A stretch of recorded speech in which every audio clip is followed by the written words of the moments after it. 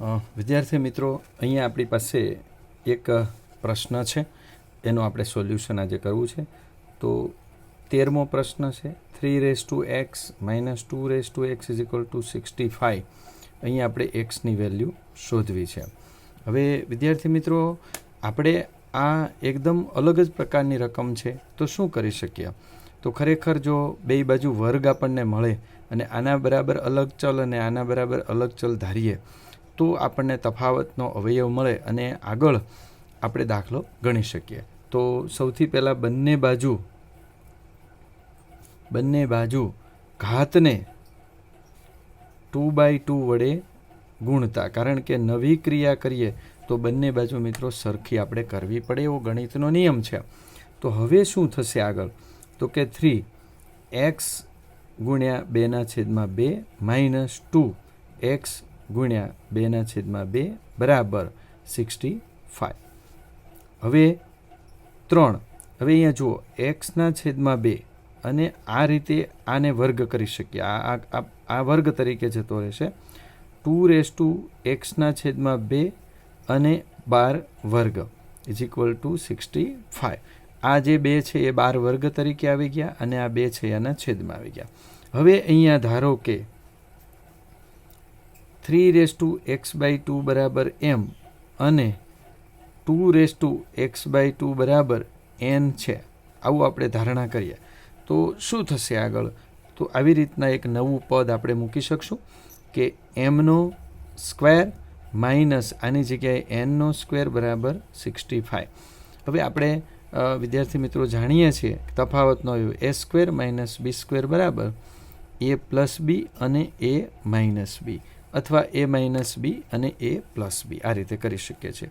તો એના બે અવયવ પાડીએ, m + n, m - n બરાબર.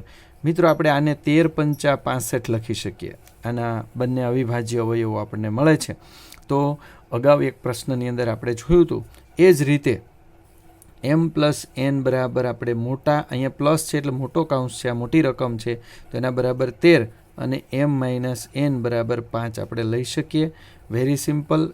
અહીંયા આપણે મિત્રો લોપની રીતનો ઉપયોગ કરીશું. લોપની રીત.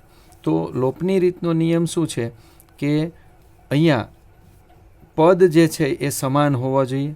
સમાન પદ અને વિરુદ્ધ નિશાની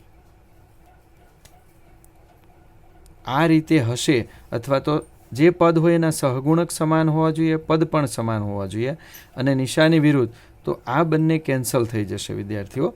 તો શું બનશે?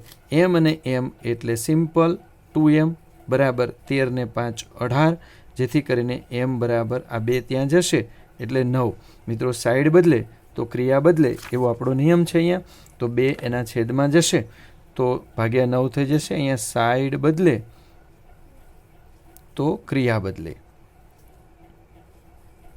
મિત્રો ભાગુસભા આખી બદલી જશે. પ્લસ હોય તો માઇનસ, માઇનસ હોય તો પ્લસ, ગુણાકાર હોય તો ભાગાકાર ને ભાગાકાર હોય તો ગુણાકાર. તો અહીંયા એક mની કિંમત મળી ગઈ. હવે આ mની કિંમત આમાં મૂકી દઈએ. m બરાબર 9 m + n બરાબર 13 મૂકતા આની અંદર આપણે મૂકી દઈએ તો m + n બરાબર 13, mની જગ્યાએ આપણે 9 મૂકીશું, પ્લસ n બરાબર 13, તો n બરાબર 13 - 9. ફરીથી આ નિયમ લાગુ પડશે. સાઈડ બદલે તો ક્રિયા બદલે. 9 જમણી બાજુ જાય તો માઇનસ થઈ જાય.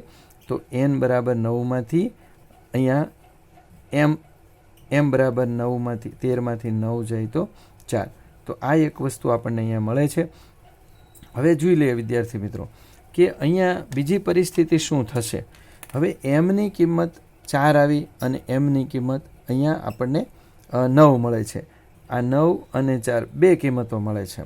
તો આપણે ચેક કરવું જોઈએ મૂકીને કે ભાઈ અહીંયા બંને સરખું મળે છે. તો m બરાબર 9 માટે અને વિદ્યાર્થી મિત્રો m બરાબર 4 માટે. તો હવે m બરાબર 9, તો mની વેલ્યુ આપણે શું ધારી હતી? તો કે mની વેલ્યુ આપણે અહીંયા 3x/2 = 9. તો અહીંયા 3x/2 બરાબર આને આપણે 3ના વર્ગ તરીકે લખી શક્યા.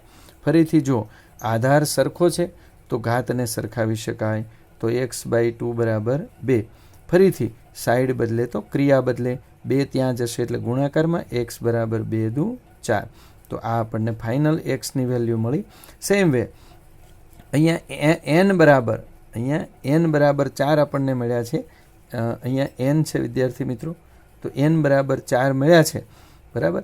તો nની કિંમત આપણે શું ધારી હતી? તો કે nની કિંમત 2x/2 = 4. તો ફરીથી 2x/2 આને 2ના વર્ગ તરીકે લખી શકાય. તો ફરીથી આધાર સરખો થઈ ગયો, તો ઘાતને આપણે સરખાવી. સેમ નિયમ, સાઈડ બદલે તો ક્રિયા બદલે, અહીંયા જશે તો ગુણાકારમાં x બરાબર 2 દુ 4. તો આ રીતે બંનેમાં એક્સની વેલ્યુ આપણને 4 મળે છે. વિદ્યાર્થી મિત્રો, આપણે ઘણી વખત દાખલાઓ ગણતા હોય પણ આ 4ની વેલ્યુ અહીંયા મૂકીએ તો શું થાય એ પણ ક્યારેક ચેક કરવું જોઈએ. તો આપણી રકમમાં એક્સની જગ્યાએ આપણે 4 મૂકીએ તો 3ની ઉપર 4 ઘાત માઇનસ 2ની ઉપર એક્સ એટલે 4 ઘાત. જોઈ શકો છો તમે. તો 3ની 4 ઘાત 81, 2ની 4 ઘાત 16 = 65. તો આ રીતે આપણને તાળો પણ મળી ગયો. તો આ દાખલાની અંદર ઘણા બધા સિદ્ધાંતો એકસાથે આપણને સમજવા મળ્યા. આપણો thinking power day by day વધતો જાય છે.